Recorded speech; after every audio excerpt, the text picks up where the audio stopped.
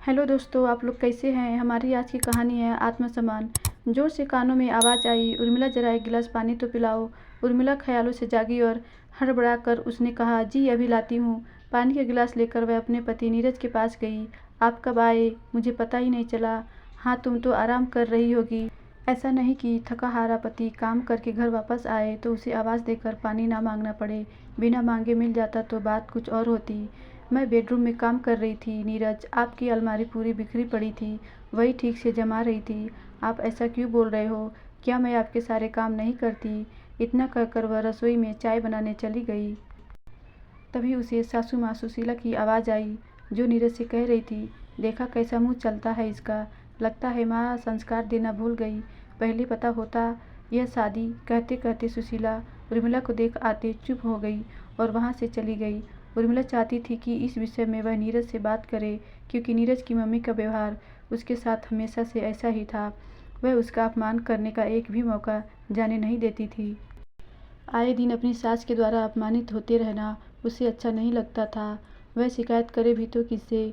नीरज खुद उसका आदर नहीं करता था। वह सोचती, जब पति ही इज्जत नहीं करता तो फिर दूसरों से क्या आशा रखूं। एक दिन वह अपनी सहेली नलिनी से मिली और उसे अपनी तकलीफ बताते हुए कहा, नलिनी, चाहे कितना भी दुख हो, तकलीफ हो, अपमान हो, फिर भी सब कुछ सहन करके हमें चुप ही रहना पड़ेगा, वरना हम आदर्श नारी नहीं कहलाएंगे। आखिर क्यों? क्या सिर्फ मुझे ही इस परिवार की ज़रूरत है, उन्हें नहीं। सब कुछ सुनने के बाद नलिनी ने कहा, उर्मिला, तुझे एक बार नीरज से यह बात अवश्य करना चाहिए। यदि हम अपना कर्तव्य पूरा करते हैं तो अधिकार मांगने में संकोच कैसा।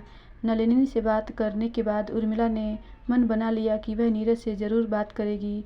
रात को जब वह बिस्तर पर लेटी उसका मन अशांत था। तभी माँ के दिए संस्कार उसे याद आ जाते हैं कि पिता के घर से डोली उठती है और पति के घर से अर्थी। यही सच है, पर क्या सच यही सच है। कई दिनों तक चिंतन और मनन करने के उपरांत आखिर उर्मिला ने हिम्मत जुटा ली और उसने नीरज से कहा, नीरज, मैं आपके परिवार को अपना परिवार बनाने आई हूँ। इस परिवार के प्रति निष्ठावान हूँ, सबका आदर करती हूँ, मान मर्यादा का ख्याल भी रखती हूँ।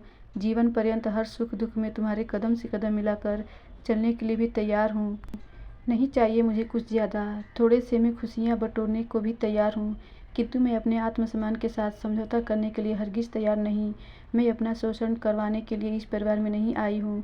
नीरज, जितना आदर मैं आप सभी को देती हूँ उतने ही मैं भी हकदार हूँ। क्या आप मुझे वह दे सकते हैं। यह क्या बोल रही हो उर्मिला, क्या हो गया है तुम्हें। तुम तो मुझे भाषण ही देने लगी यार। ठीक है नीरज, भाषण ही समझ लो। तुम कहाँ समझोगे मेरे मन की पीड़ा। तुम्हें केवल मैं चलती फिरती मशीन लगती हूँ ना, जिसकी बटन तुम्हारे हाथ में है, जब जैसा चाहो वैसा नचा सकते हो। उर्मिला, तुम हद से आगे बढ़ रही हो अब। क्या है मेरी हद नीरज, क्या तुम ही तय करते रहोगे जीवन भर। आखिर तुम्हें चाहिए क्या, क्या चाहती हो तुम, और कौन करता है तुम्हारा अपमान। थोड़ा बहुत कहना सुनना तो हर परिवार में होता है। माँ और मैं यदि तुम्हें कुछ कह देते हैं तो तुम उसे अपना अपमान समझकर मन मैला क्यों करती हो। वाह नीरज वाह, जब देखो तब मुझे, यहाँ तक कि मेरी माँ को भी ताने मारने से पीछे नहीं हटते तुम लोग। वो तो बुजुर्ग है, मेरी माँ है, मैं कैसे उनकी बुराई सुन लूँ। नीरज, अगर मैं आपकी मम्मी के लिए कुछ कहूँ तो आपको कैसा लगेगा। एक भी मौका नहीं छोड़ती वह मेरा अपमान करने का। मैं चाहूँ तो मैं भी उन्हें पलटकर जवाब दे सकती हूँ। उर्मिला, गुस्से में नीरज चिल्लाया, लगा ना तुम्हें भी बुरा, जबकि अभी तो मैंने कुछ कहा भी नहीं था। मुझे भी ऐसा ही गुस्सा आता है, ऐसा ही दर्द होता है नीरज, जब मुझे और मेरे परिवार पर कोई अपमानजनक शब्दों से प्रहार करता है। जो मैं आपसे मांग रही हूँ, मेरा और मेरे परिवार का आत्मसम्मान, क्या आप दे सकते हैं। बोलो नीरज, यदि हाँ तो ठीक है, वरना। वरना क्या करोगी उर्मिला। वरना मैं अपमान का कड़वा घूंट पीकर पूरा जीवन आपके घर में नहीं रह सकती। मेरी माँ को मेरी नानी ने यह संस्कार दिए थे कि पिता के घर से डोली और पति के घर से अर्थी उठती है। नारी के जीवन की कहानी इसी के बीच चलती रहती है। किंतु मेरी माँ ने अपने जीवन के कटु अनुभव के बाद मुझे यह सिखाकर भेजा है कि अन्याय सहना और करना दोनों ही गलत है।